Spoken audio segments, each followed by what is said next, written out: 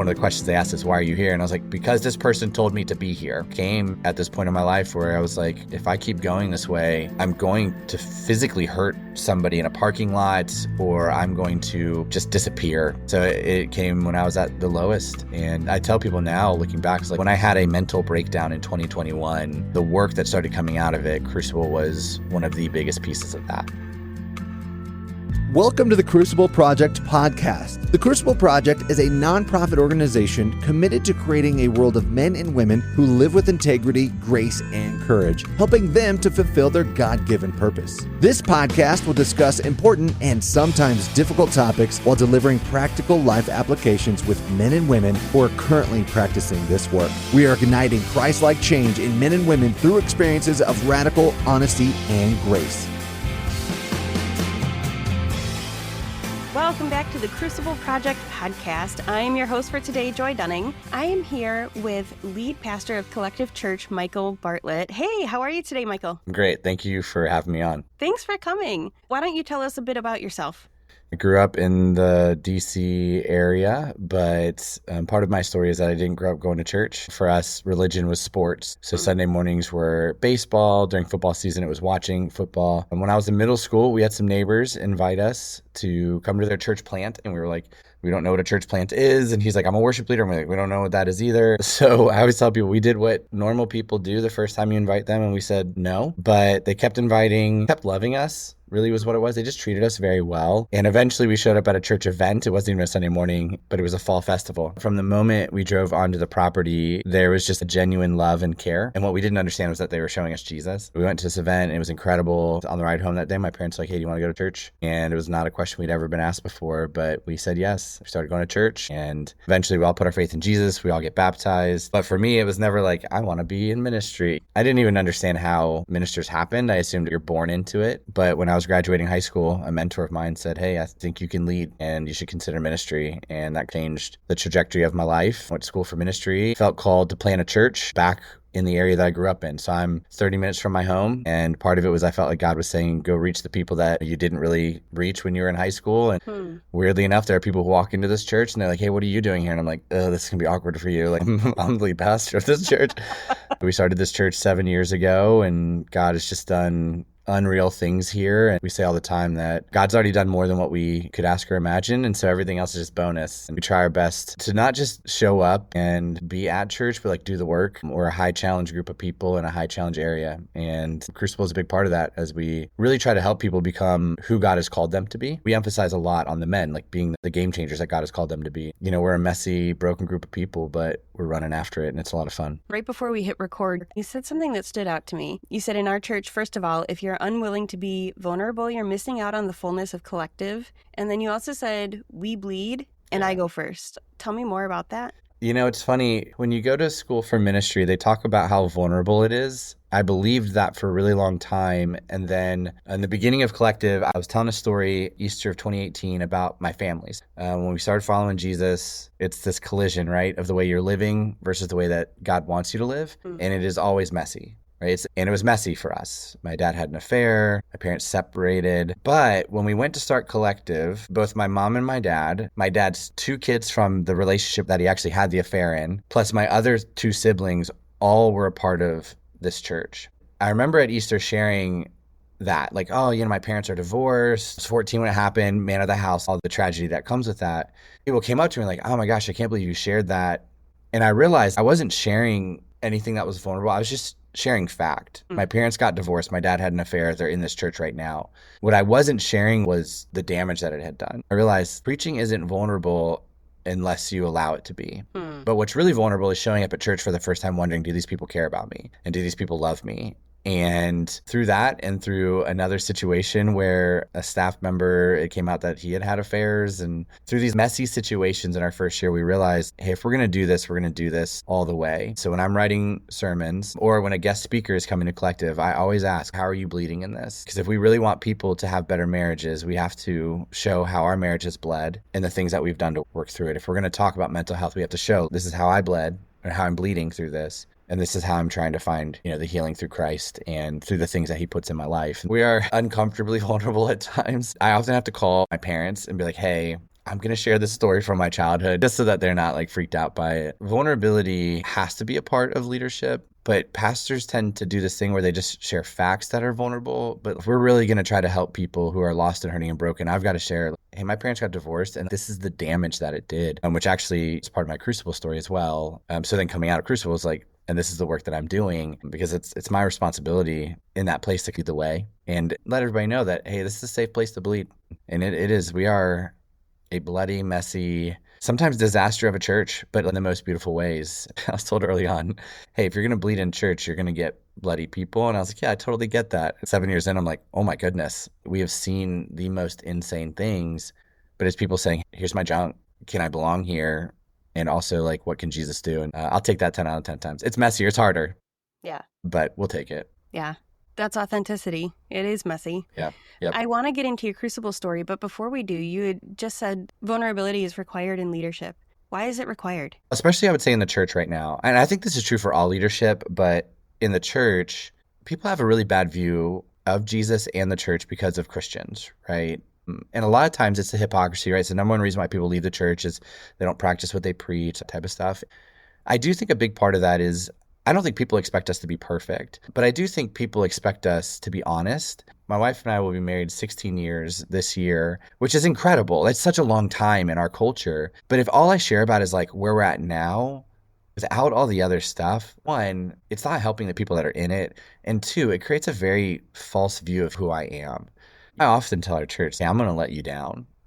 And I'm going to disappoint you because I'm a human person that God put a calling in his life that he didn't ask for, but he's doing his best to figure it out as he goes. I don't think you can lead people without the vulnerability. And the word vulnerability means capable of being wounded. Am I healthy enough to stand in front of my church and share with them my flaws, knowing, and this has happened, knowing that people are going to then take them and turn them into content for Google reviews or Reddit threads. The people that don't turn them into Google reviews, they need to hear they're not the only ones struggling with anger or with doubt, or to forgive their father or to raise their kids and not have wounds carry through. I see that in the best leaders and mentors I have in my life. More importantly, I see that with Jesus. Imagine being the savior of the world and weeping in front of people over the death of a friend. In churches, we tell people not to grieve or that men don't cry. I think Jesus, everything he did left him open to be wounded, which is essentially what ended up happening. And if we're going to follow him, it's a part of it.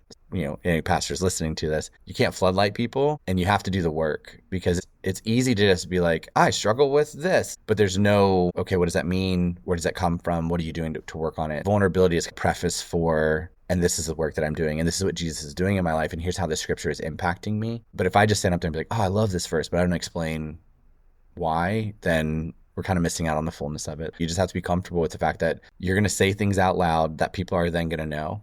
Yeah. And I joke with my wife all the time.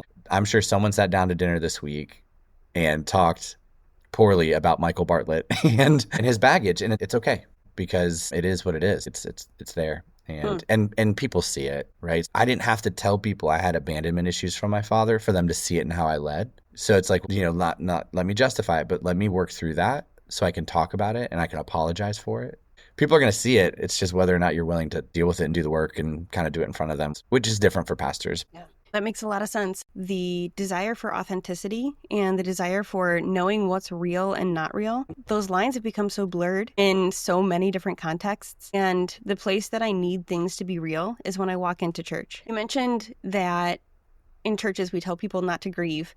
That is so true. And that's not ever really an explicit message that's stated, Correct. Right? Correct. That's the implicit thing that we communicate when we have this like litany of Bible verses that we can use to talk about comforting. And really what I think is unintentionally communicated is get your mourning put away and show me your faith is so strong that you don't have to mourn. And I think that's where you're hitting the nail on the head here with vulnerability in your church, because those messages are being spoken from pulpits across the country, across the world, unintentionally. This is what people are picking up right now. And to sit in a church where a pastor is saying, hey, this is messy, and I'm going to tell you where I got it wrong, and what I'm doing about it, the trickle effect of that. We don't need to leave those implicit messages dangling anymore. We're telling you, here's what's true, here's what has happened, and this is the real thing that took place. I judge that brings just a whole new layer of community within your church body. And man, like I want to come to Maryland. Yeah, it's the relationships that exist here for the people who lean in. right? And we tell people all the time, hey, you don't have to. You don't have to engage in this way. I have this unique experience where when you start a church, it's like super exciting. People getting baptized and you're like, yeah, this is great. But then you get to see like 7 years in, hey, that cool thing we celebrated 5 years ago when they showed up for the first time or they were the first time guest of a friend, man, is that small compared to 5 years later when they're having children. And because they worked through infidelity in the beginning of their relationship and they're great parents and they have a great marriage, now they're loving and caring for other couples who are struggling with those things, or, you know, people who tried to take their own lives and showed up at the church at rock bottom because they didn't know where else to go. Imagine if we weren't a place that bled, because then how much more vulnerable could you be when you stand in the lobby and say, last night I tried to kill myself. I didn't know where else to go. I have an addiction. And at Collective, I'm able to go, you should talk to that guy right there because literally he was there 2 years ago. But that only exists if people are willing to share their stories and do the work, right? There is an element where you can just share all the baggage and not do any of the work that has to come with putting it out there. You know, it's like saying I'm an alcoholic, but then never going to AA. It's like, yeah, great. But like, what are you doing with that? And yeah, it is a beautiful thing. It's messy. There's things that as guys continue to do the work and women continue to do the work and get deeper and deeper, there's things that come to the surface that we recognize that we can't handle. While we are a place where you can bleed, we also understand that we're not all surgeons. So we have to make sure to maintain really great relationships with counselors in our community and soul work in our community because we can only do so much on that front. It's beautiful and messy, but I think it's what God intended it to be. We try not to let our church become enamored with the social media. God gives his toughest battles to his strongest soldiers. Come on, man. Life is just hard. Sometimes it's our fault and sometimes it's not. Either way, we have to do the work. So we get after it at Collective, which we always joke with people, hey, if you don't like challenge, this isn't going to be your church. If you don't like hard truths, this isn't going to be your church. But on the other side, if you don't like grace, this isn't going to be your church. Because when you allow people to be messy, grace has to be abundant and second chances have to be abundant, which is also vulnerability because then you give someone a second chance, you can be hurt. So it's cyclical. And the hope is things get healthier as they go. And then new people come in and we keep on this journey. Man, I love that picture of Sunday morning gathering together is almost like the triage center. The healing comes from knowing where to go after triage. Some people need the surgeon, some people need just physical therapy. Yep. It's finding the place where each person needs to be able to continue to stretch and grow and learn. Yep. And that is the church. That's really cool. Yep. Well, let's get into how Crucible plays into this picture within your church. Yep. So when did you do your initial weekend? Yeah, so I went in late spring, early summer of 2021. I actually went to Abilene, Texas, because I didn't want to go local. As a pastor, expectations are different. And the local one that we have here, we go to one in Berkton, Virginia. There's a lot of churches that go that we're connected to and I guess preach at. And I was like, I don't know if I would feel safe, just not 100% sure. But the story is kind of chaotic. So for about 2 years, my mentor kept saying, hey, you need to go to Crucible. And he's not like a fad guy. He doesn't read the books that are coming out. He doesn't follow the Instagrams. So for him to say you should go, I was like, oh, this is real for you, not the next cool thing that Christians are doing. And he said it because I was having some tension with authority.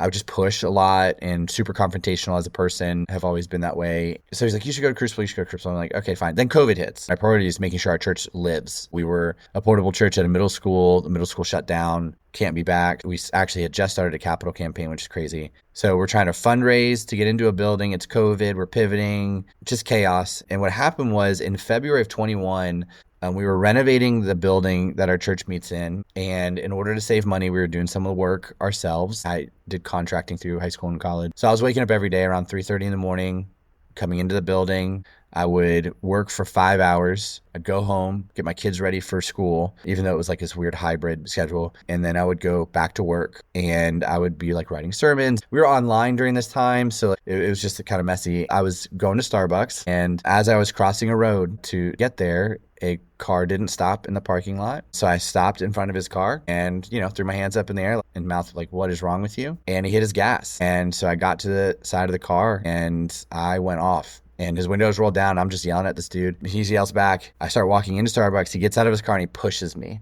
Completely true story. I know. When you're a confrontational person, this happens sometimes. And I turn around and I get ready with all my might just to destroy this guy. And I'm not a small dude. I'm 6'1", I'm 240. I'm a big dude. I'm going to beat this dude down in my Starbucks parking lot, which I go every single day. And my brain, right before I physically went after this guy, it was like, pastor arrested for murdering person in Starbucks parking lot. I need to walk away. So I go into Starbucks. They know me there. They saw it happen. They're like, are you okay? And I just start weeping.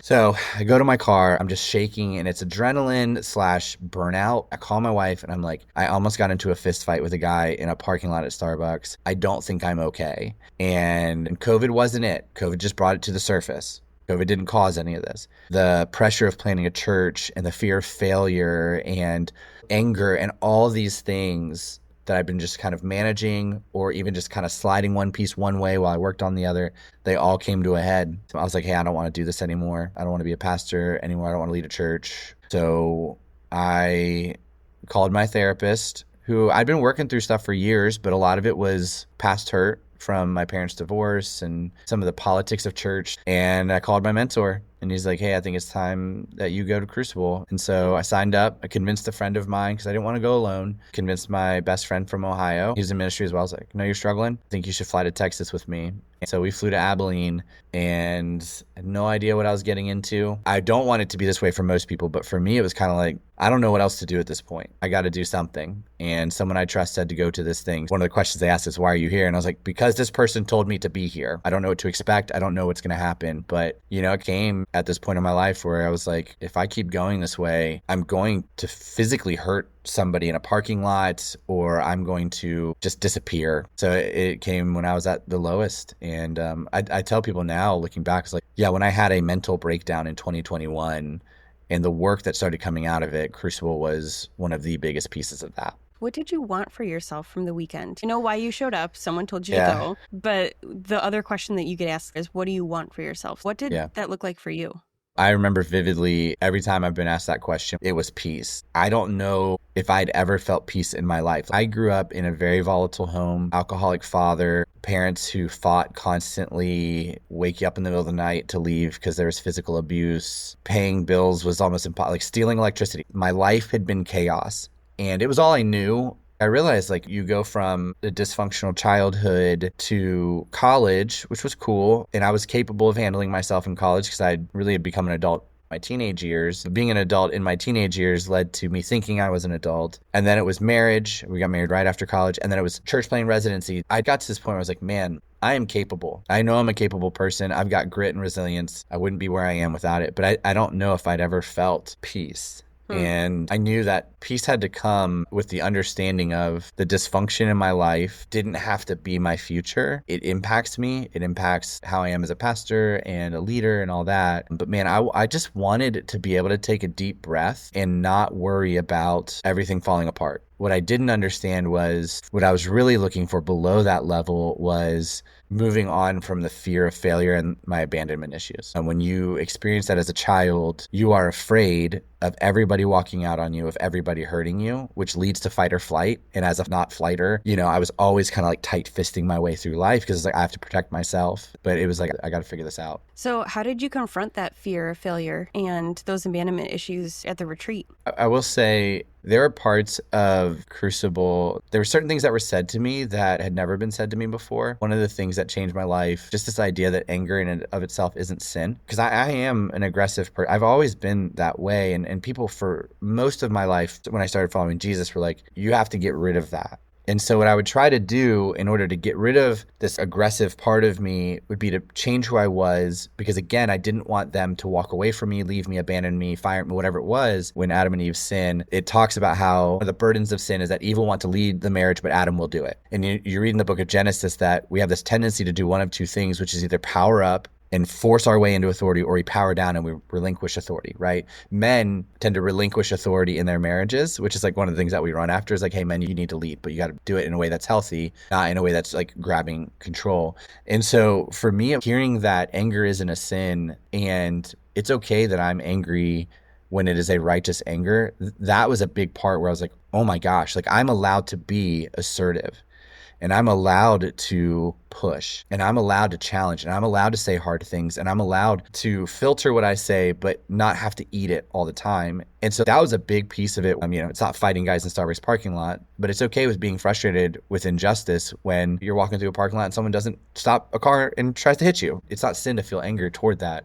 And then the other thing was I knew that I had dad issues and I'd done work on them for years. But the physical portion of Crucible, the physical activities of it felt like that final 10% I needed to finally let go. Mm-hmm.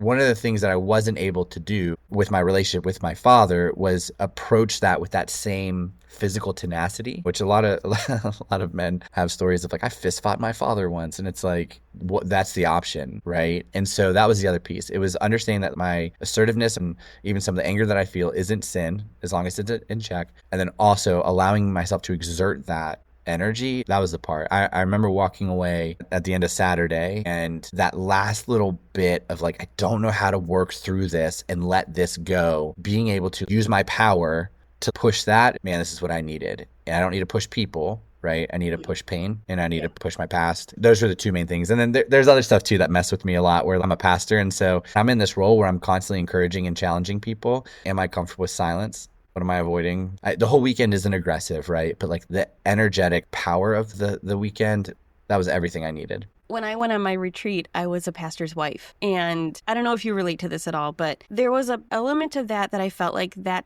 described me as a certain type of person to the people I meet. In my mind, at least, I felt like if I told somebody that I was a pastor's wife, it almost kind of said, I'm safe. You can trust me. The expectations are different. Yeah, to be in a place where that doesn't matter. Nobody cares that I'm a pastor's wife. Yep. Nobody cares that I have a Bible degree. What they care about is how I'm willing to show up in this moment and what I'm willing to fight for to get what I need. That was a challenge. There's no expectations, right? When you title yourself, people in church experiences, it's like, hey, okay, you go first then. You put your hand up first, which is one of the reasons why I went to Texas. And I will say that what I lost in going out of state was the follow-up community. So the work that I did there was really wonderful. And there are people there who, I don't even know their names, who like impacted my life in bigger ways than they'll ever know, because they played certain roles that I needed them to play. They were just doing what God was asking them to do. But for me, if I'm going to do this work as a pastor, I got to go to a place where there's no expectations. People don't know the things I've preached or said, or the baggage of knowing part of my story. If I chose not to deal with my dad while I was there, I didn't need somebody saying, are you sure about that? You know, right. When you get into ministry, which, you know, my wife and I still wrestle with now, it is a public position. I think it's the book of James says teachers will be judged twice. I used to think that was like in heaven, you know, the pressure is on us more. And I still stand by. I think that's true. But I also think there's a duality of here on earth while also in heaven. And it was cool. Step out of a place where there's no judgment here. If these guys are going to judge me, it's going to be based on how hard I run after this thing. And I'm okay with that. Yeah, a couple of the things that we emphasize on Crucible weekends. One is that it's a place where there's no real world consequences. It is the place to get messy, right? It's the place to explore the things that you don't want to look at. In order to do that, you have to be in a place where you feel like you can go there. The other thing is we will ask, is there anyone in the room that would cause you to edit what you would say? That answer could change at any point based on who's in the room. But the genuine heart there is to make sure that you're in a place where you do feel safe. Your story as a pastor of going to a community outside your own, you're not the first one I've heard this from, and it makes a lot of sense. Yeah.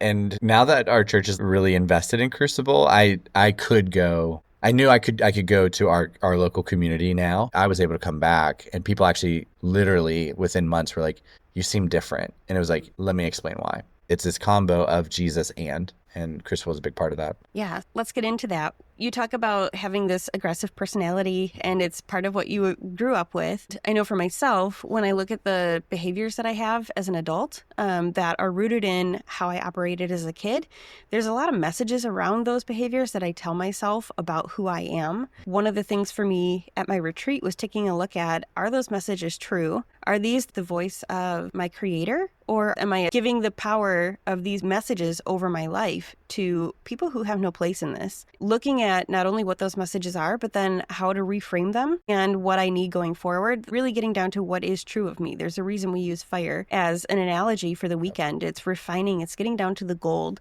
underneath all of the crap that surrounds the story.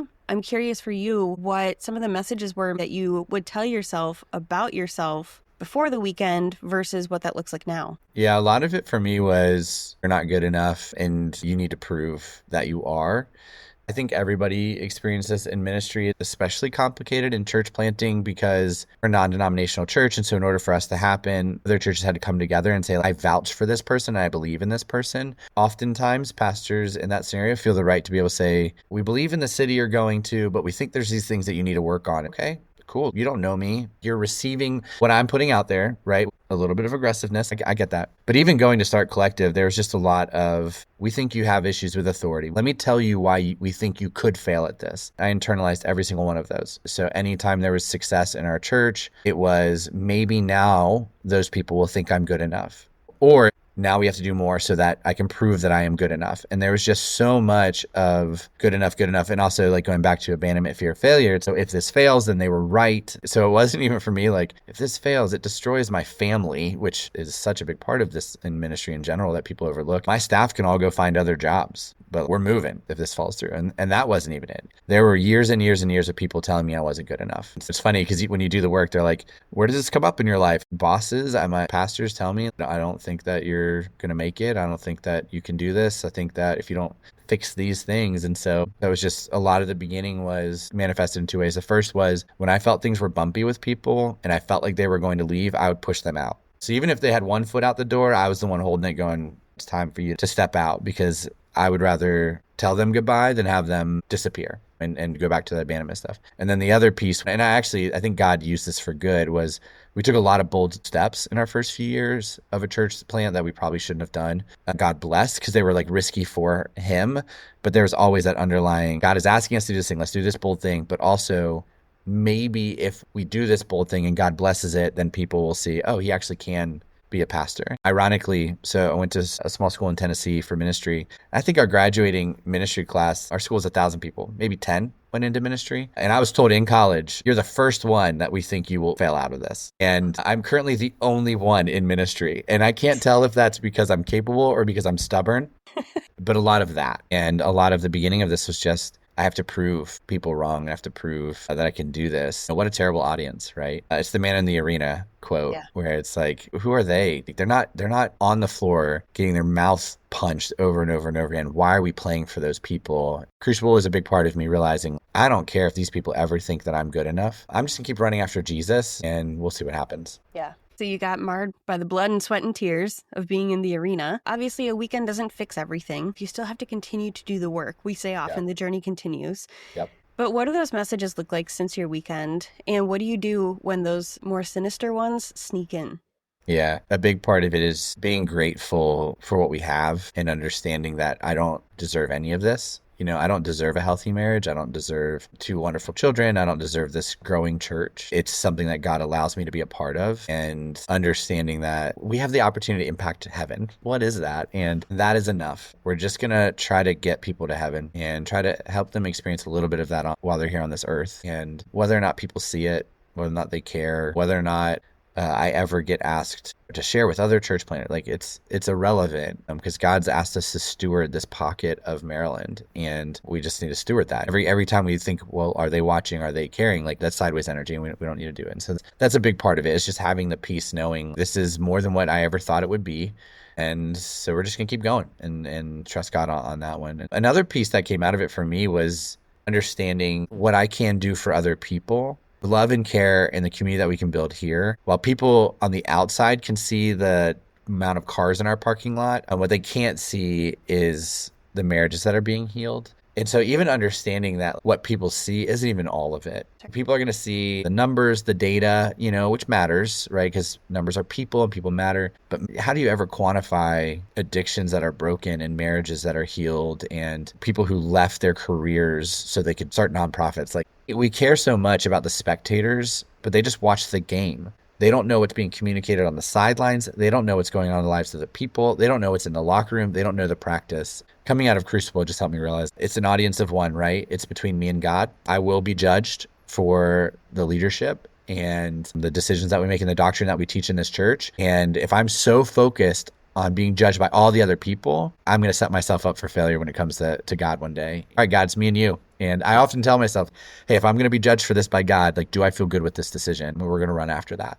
There's going to be haters. Just move on. There's still times that it pings. I like to share this, which probably isn't healthy. There's a whole Reddit thread about Collective, and it's just people trashing me. Wow. And I don't do Reddit. I think Reddit's toxic, but we were changing our service times. So we're like Googling Collective to see where our service times pop up so we can make the adjustments. And there's a whole Reddit thread. And it's people who hate me and what we do.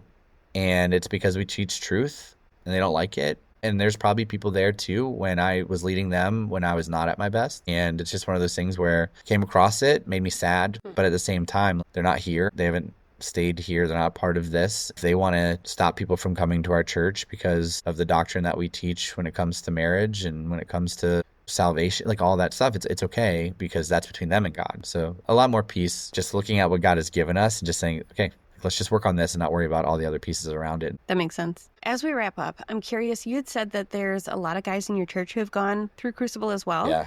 Can you talk about what Crucible has looked like for the men in your church? And beyond just your church, what does Crucible look like for the average man in Frederick, Maryland, or across the country? Yeah, so I think at this point we've sent probably 60 or 70 guys. We don't just send them to Crucible, we also really challenge them to staff, because for me, the weekend meant a lot. Staffing it like locked everything in, where I knew the work I was doing, I'd done it, I came back feeling refreshed. But then watching 4 of my closest friends go through it as a staff man, oh man, it just changed everything.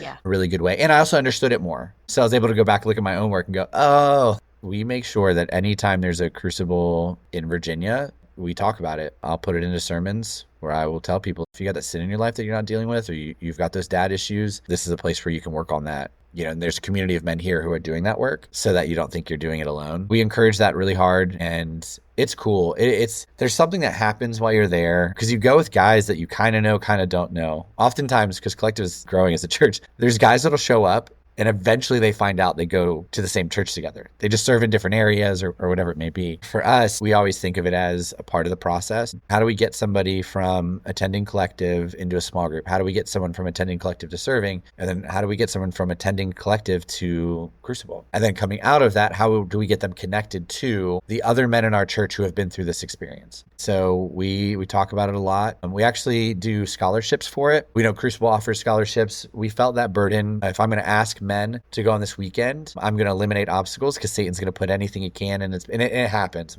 The amount of times we go to have a weekend and people are like, man, my kids got sick this week. And it's like, yeah, because you're about to go to work. Satan's going to do everything he can right now. One of the things we know financially is it gets in the way. So we set aside money and we scholarship our men as much as we can, because if we're going to challenge them to go to this thing, we got to make that pathway a little bit easier for them. That's what I can do. I can't do the work for them, but I can vet an organization, I can get my leaders to go, and I can help them financially, and then I can connect them afterwards. When they show up, our men are prepared, because what we preach from stage, if you've been around Collective for more than 6 months, when you show up at Crucible and you start getting pressed on, it's just a continuation of what we do. So there are never men who show up from Collective and go to Crucible and they're like, vulnerability, gasp, hard work, gasp. It's like, no, we've been pressing on it. This is just super concentrate version, because that's part of my job, right? I've got to prepare our men to do the work. And for the men who don't go, I think they miss out on the fullness of it, but it's been incredible. We've had guys come back, completely different people. It's not a quick fix, but for the men who want it, it's hard not to come back changed. It's really beautiful to see men go from being so passive in their marriage to leading it.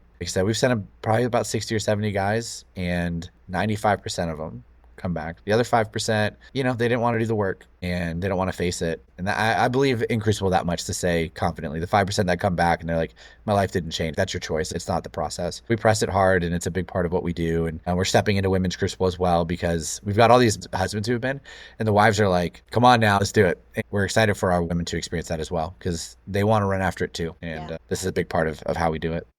My last question for you is why? Why is this such an important part of the tapestry of your church and what you encourage the people in your congregation to do? It's funny because we're in a series right now in the book of James, and James says, don't just listen to God's word, do what he's asking you to do. We are big on that. It's not you can work your way into heaven. It's not any of that. He says that if you read scripture or if you listen to God's word and you don't do anything with it, it's like looking in a mirror and walking away forgetting who you are. It's not just about showing up on Sunday mornings and reading the Bible. It's what are we doing with the things that we're hearing? What are we doing with the things that God is pressing on us, right? If you don't listen to Holy Spirit, eventually the voice gets quieter and quieter and quieter. If we're going to tell people, do something about the pornography addiction, do something about your marriage that's falling apart, we also have to give them the opportunities to do something. What I can't do is say, men, fix your marriage. And then they just go out on Sunday and go, how do I fix my marriage, right? Crucible is a big part of that. It's the great. Now that you feel that burden, now that you're not lying to yourself about that thing anymore, here's a place where you can attack it. And you can go to work, you can bring it to the surface, and you can do it in a really power-packed weekend. Here's a way that you can do it around other men to where you don't have to feel shame as you sit in your loneliness with it. Here's how you can realize that while we talk about you can be vulnerable at Collective, you're surrounded by men, and we prove it. If you actually want to grow and you actually want to remove the toxic things from your life, you want to step into who Christ wants you to be, you have to do the work to do it. And Crucible is incredible. I would say for us too, we are still a new church. We're 7 years old. We're still trying to figure out, what does a 7-year-old church act like? And what we don't have is resources to do all these things ourselves. And one of the best things we can do as a church is connect with organizations that are doing men's retreats so we don't have to do them ourselves. We don't have to find a place. We don't have to raise money. We don't have to do all that extra work, that sideways energy, when a place like Crucible exists, where it's like, you guys already did the hard work for us. I just got to get men there. And so I think for us, it has helped us get to the point we are as a church because we didn't have to start everything on our own. The dream would have been one day, before I knew of course, we would have wanted something like this to exist. Why start it when it's already there? And we trust it, and we've seen the work. So we tell men, you should go. And we also challenge our men to invite other men, because I can say it from stage, but it doesn't mean as much as when someone says, hey, come and see what Jesus can do with us, and I'm going to staff it while you're there. You're not doing this solo. And at this point, I barely even talk about it anymore because our men are doing such a good job. It's just kind of like self-propelling. The momentum is pretty incredible. I get to be a spectator now in the best way and just watch what God's doing. Well, Michael, thank you so much for sharing your thoughts today and some of your story with us and some of your church's story with us too. I'm just so grateful for the work that God is doing in and through Collective Church. So many blessings to you and your family. Thanks for your time today. Yeah, thank you. For more information about our weekends, please go to thecrucibleproject.org. Or if you're ready to get started on your transformational journey right now, you can connect with one of our Crucible certified coaches for a free 30-minute session at thecrucibleproject.org/coaching. That's thecrucibleproject.org/coaching. If you like what you heard, connect with us on Facebook, Instagram, and Twitter. Rate and review wherever you are listening, and don't forget to subscribe on your preferred podcast platform. Thank you for listening.